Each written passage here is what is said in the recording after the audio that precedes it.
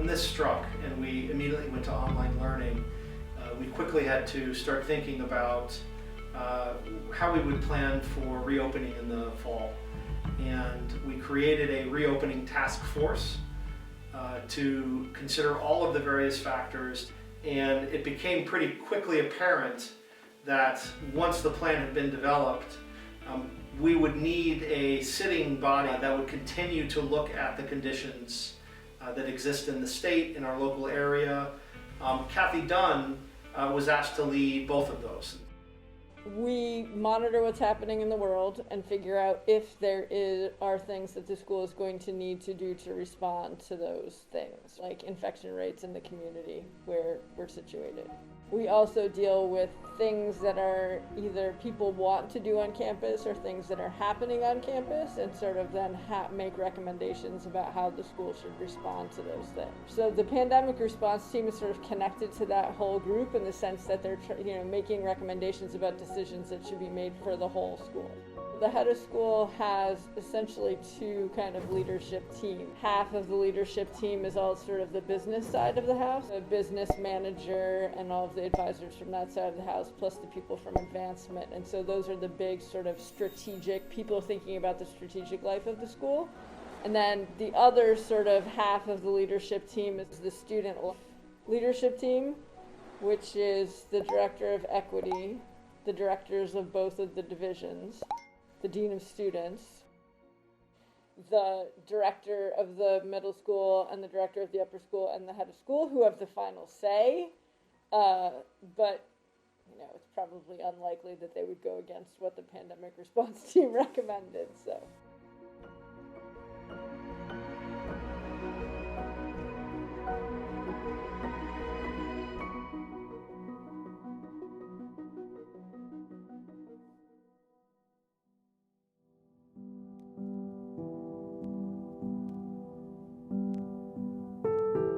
They told me in August that we needed to move the books. It took a long time. I had two of the gentlemen from Building and Grounds, who the three of us worked for a couple of weeks. And I only had one more day and I still had almost half the books, thousands of books to pack. So on a Sunday evening, I put an email plea out to all the adults in the KO community, and I had 26 people show up the next morning and pack. What we did, we emptied the shelves. We had to move a lot of the stuff out of the way, and we stacked all the boxes over here, so all of the tables and everything were pushed on the other side of the room, and we just had hundreds and hundreds of boxes. And they had to dismantle the shelves, physically take them apart with, monkey wrenches and pliers and things like that, stack them up. And luckily, a lot of the volunteers were tall people because I would not have been able to reach, to dismantle the top shelves and everything.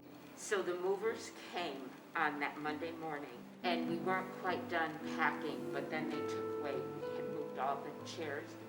Can't have upholstered chairs because they can't be disinfected. The chairs that we're sitting on now are the ones from the dining room, and all these extra tables are also from the dining room because they can be disinfected thoroughly. So, and they realized that this was the room where they needed to turn into the secondary dining room because we're located in the same building just across the lobby. So our extra chairs and all of our chairs and our extra tables here are what they moved from the dining room so that we can have spaced out and with all the plexiglass dividers, because in the course of the day, everyone has to have a face mask and still be far apart. But when you're eating, you obviously have to have your mask off, so they have the plexiglass so that you have a barrier, but you could still see each other.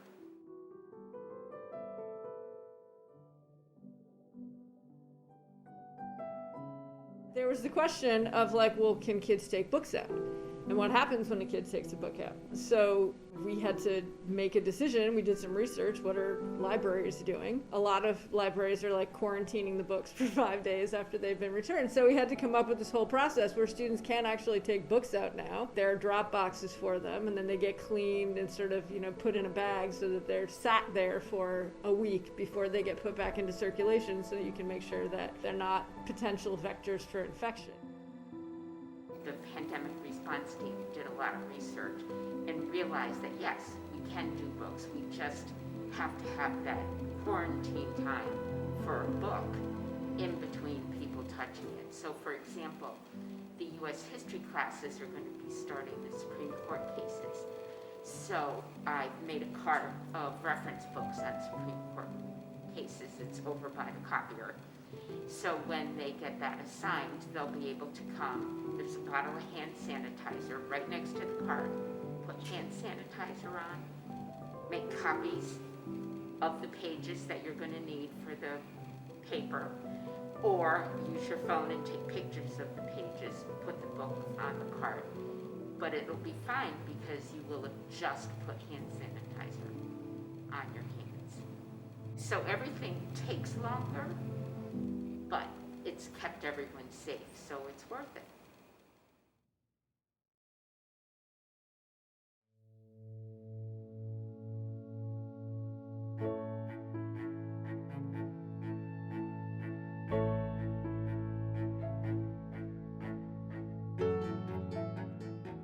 I think, the investment that the school put into upgrading all the filters in the HVAC has been really important, because if you're in, say, Estes Middle School building, if you open the windows in your classroom, you're actually counteracting what's happening in the HVAC system, because they have all these fancy filters and all the air is going through those filters. If you open the window, you're introducing air that hasn't been filtered into the system, and it also changes the heating cooling profile of what's happening in the building. So I think the fact that HVAC system is actually doing what it's supposed to do, which is filter all the air.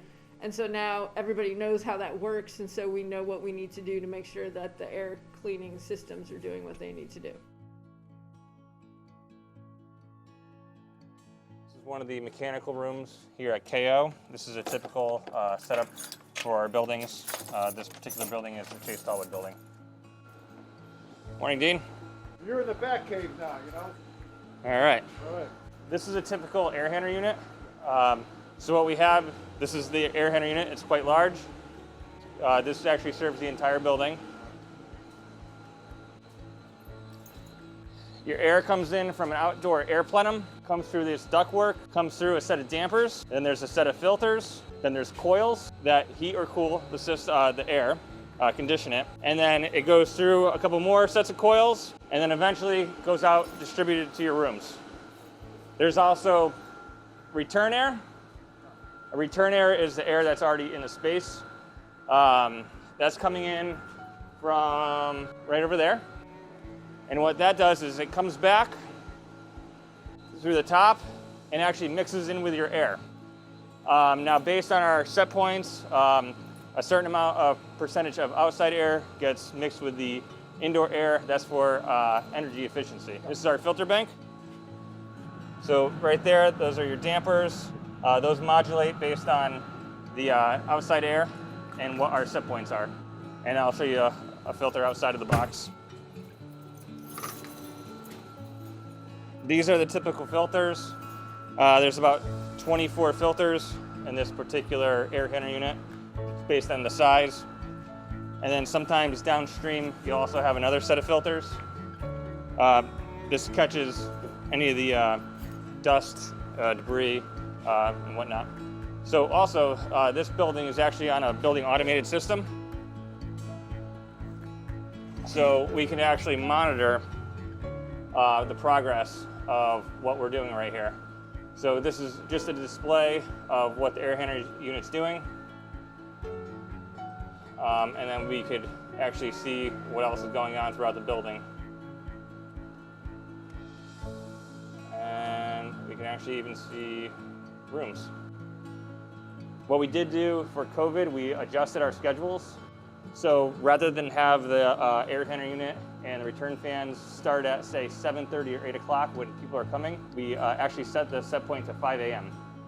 That way we can get more air changes throughout the building, and rather than the system shutting down at, say, 6 p.m. at night, we're extending them until midnight.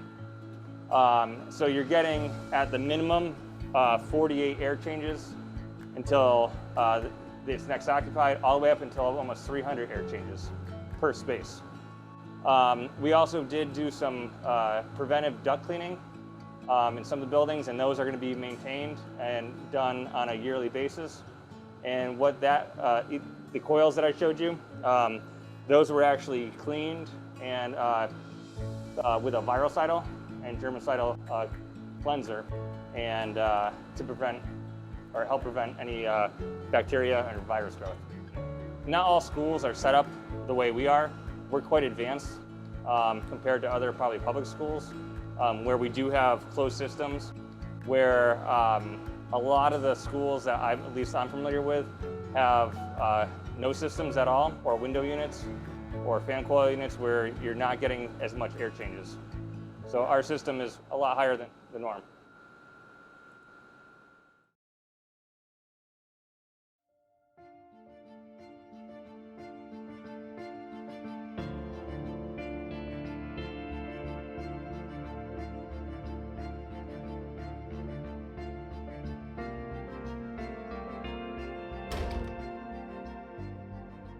Ever since we went into lockdown last March, it has been different. First, it was all Zoom all the time, which I found rough sledding, very tough. So any in class, even with the masks and the equipment, was much closer to our original in-person than it was to being remote. So I prefer that. I prefer being in class with my students always. When I first started in September, I had some concern. I was more worried because my husband was very anxious about it, and my 88-year-old mother, I didn't want to catch something and bring it home to her. So I figured I would wait and see whether the steps were good here, and that I was amazed at how great it went, even with the masks.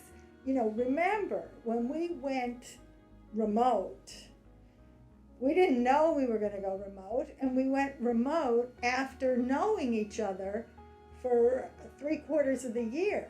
So now I was thinking, oh no, now I'm going to face these kids. I won't recognize them because they have masks and we have to socially distance, and we're not having extracurriculars and no announcements. I'll never get to know them. And that didn't happen. In fact, we do kind of all know each other, even with the masks. So that was amazing, which just tells you something about the power of the in-person experience.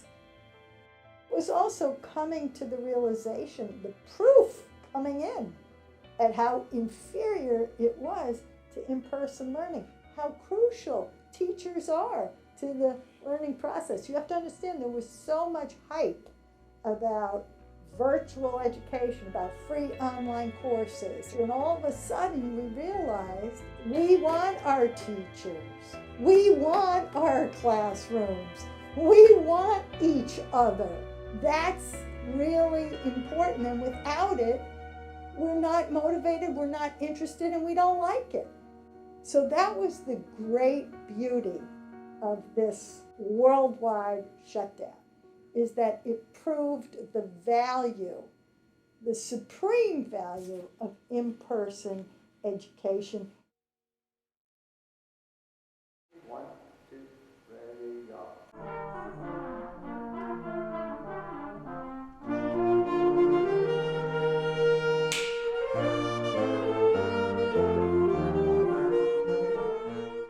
The remote experience last year was insane. As you know, everybody was sort of scrambling and just trying to figure out how to make class work online. I think performing arts was particularly difficult because you couldn't do the one thing that you do the most, which is make music together. all the latency issues, all of the internet speed issues just made it impossible. The other really hard part is we just can't meet as a full ensemble because there's not one place on campus where I can fit 36 people at one time. So we have the band is split into basically two sections of, like I have a 17 and a 19, and we are spread out on stage at 12-foot intervals.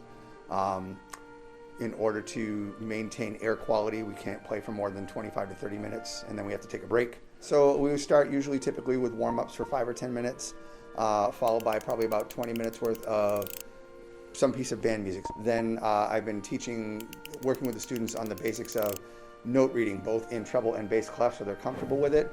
And we've started the basics of how to build scales, how to do chord structure. As we move on, I'm looking to teach more basic harmony. So it's been sort of that process will be about 20 minutes in the middle. I have a big screen that I project everything up on so people can see. I've been giving them some note reading assignments, that kind of thing. And then when we're done, we come back, and one of the units we've been working on this fall is we've been doing a jazz swing unit. And so we would spend like the last 20 minutes of class playing swing together.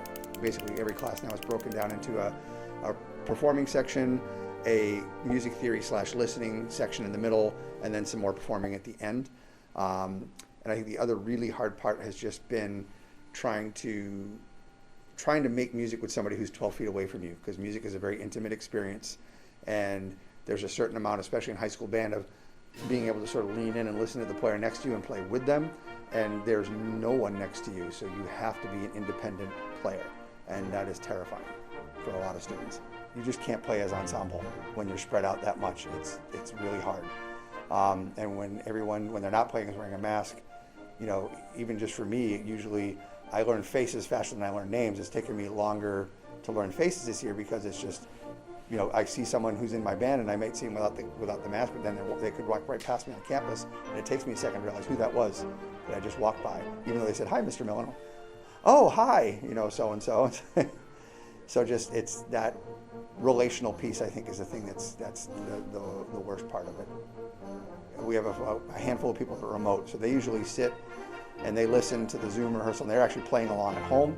And occasionally I'll ask them to play something for me, or I'll just ask them to video record themselves what they were doing and send it to me so I can listen to it later. So that's the other hard part, is how do you include somebody in a group activity that's home by themselves? So it's really hard to participate in the group. It's been a lot harder. We're getting there. We're getting to the point now where people are starting to feel more comfortable with it and are becoming more comfortable just as independent players because they have to be. So, a lot of the things, in some ways, when you get lemons, make lemonade.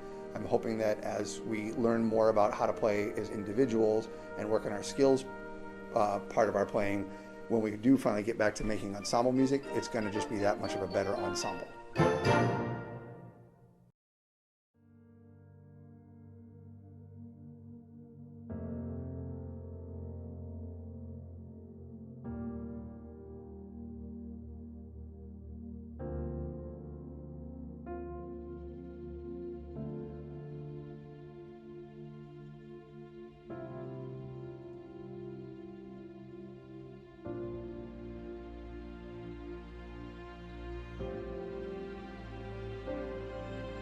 The decision for asynchronous Wednesdays came about for a variety of reasons. We were hearing and observing ourselves how taxing the concurrent learning is, particularly for faculty.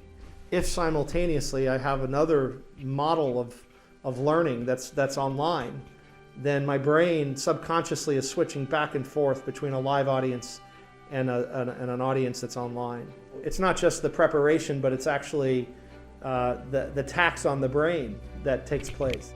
And that kind of thing affects morale. And so some of this was definitely thinking about them. The additional factors that we considered were, here we are entering the winter weeks when we won't be as outdoors as often. Wanting to be in person as long as possible, we began to think about trying to change the structure of the week a little bit. Two other pieces that fed into that decision. One, we were hearing from teachers a level of frustration in not finding the time for one-on-one work with students.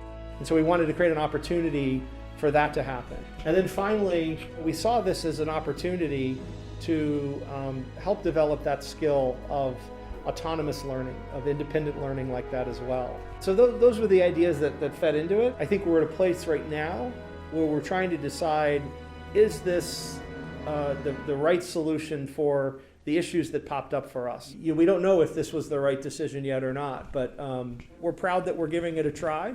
It's not always going to be perfect necessarily, but you have to be willing to try things and take some risks in an environment like this to find out as well.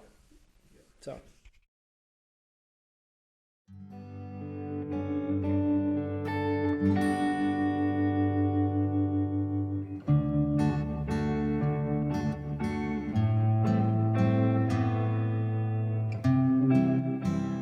It's hard, and I think it can be a strain to constantly have to force the rules. I know out of my office it's hard to always have to say no to students and to groups who are trying to be creative to promote community. That's hard because we're having to have this challenge of keeping people safe that is just not allowing some of the natural inclinations that high school students would like to do and have.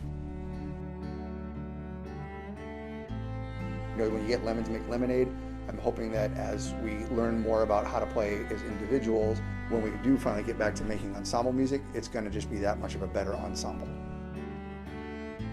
So everything takes longer, but it's kept everything safe, so it's worth it. The great beauty of this worldwide shutdown is that it proved the value, the supreme value of in-person education.